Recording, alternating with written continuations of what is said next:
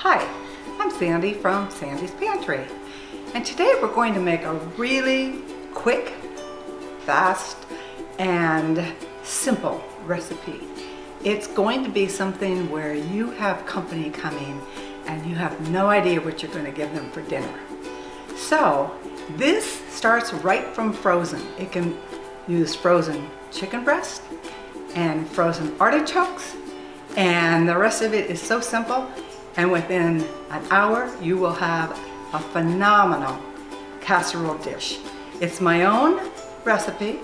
It is artichoke, chicken, parmesan. And for anybody that loves artichoke dip, it's phenomenal. It also has a base of noodles. So here we go.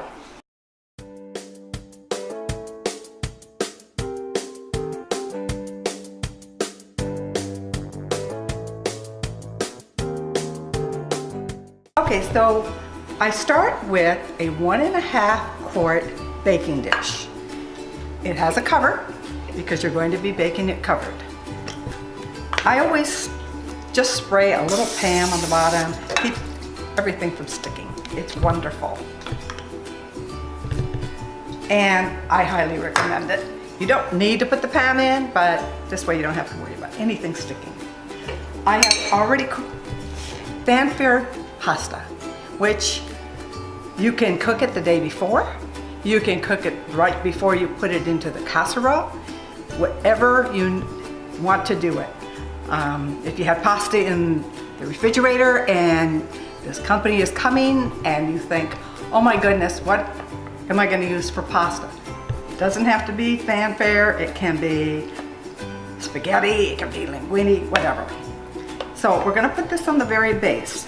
I'm using a half of a box of fanfare. Actually makes 4 cups. This is 4 cups. We're only going to use about 2.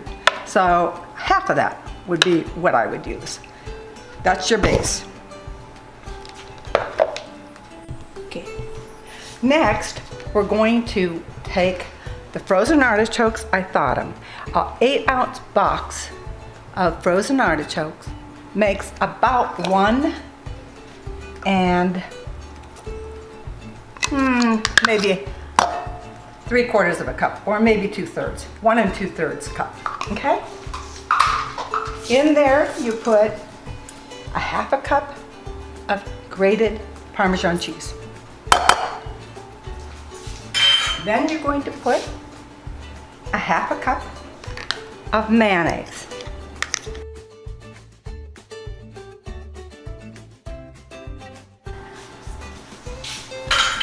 Then you're going to mix this together.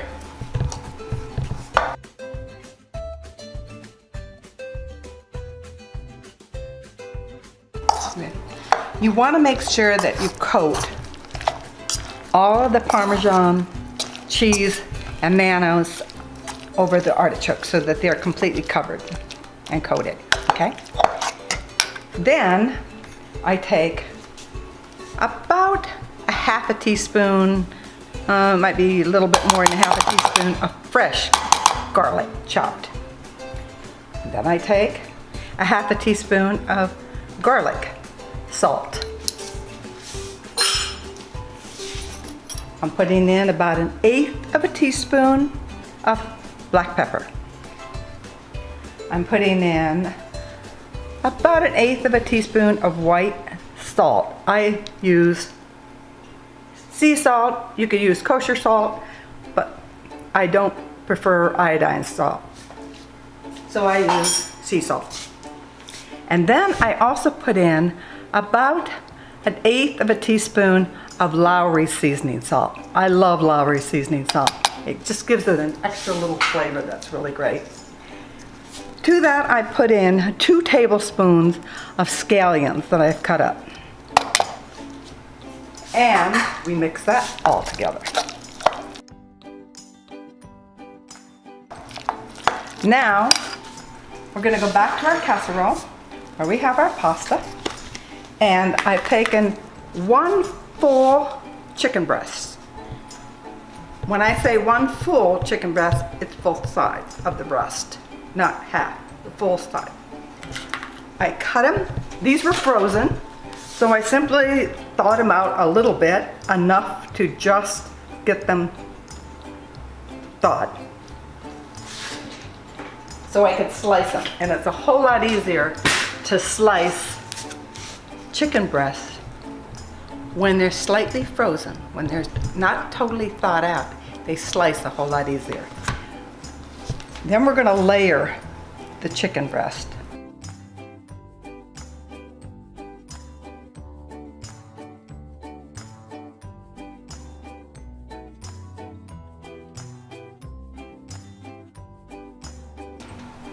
Then we're ready to put the sauce on top. This is simply spread completely across the top of your meat. And if you like it with more sauce, you could put a little bit more mayonnaise on it.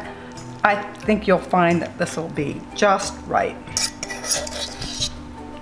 But you can always add a little more cheese or a little more mayonnaise if you like. You can always add a little more spice, salt, and pepper if you like.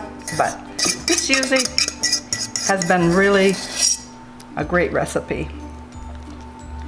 And it's simple, it's fast, and in about 45 minutes it will be done. So we're gonna put it into an oven. The oven is a 350. I set it at 350. And you will want to cover your casserole dish. Okay. So the oven has been preset at 350 degrees, so it's ready for the casserole. So the casserole will always go just like your pies, or your cakes, or your cookies, the center, so that it's got plenty of air all the way around it and it'll bake evenly. Very much of a key to having things bake evenly. And now we will set the timer, and I'm gonna set the timer for 40 minutes. Okay, it has been in the oven for almost an hour. So the meat was cold because it had been frozen, even though I mostly thought it was very cold.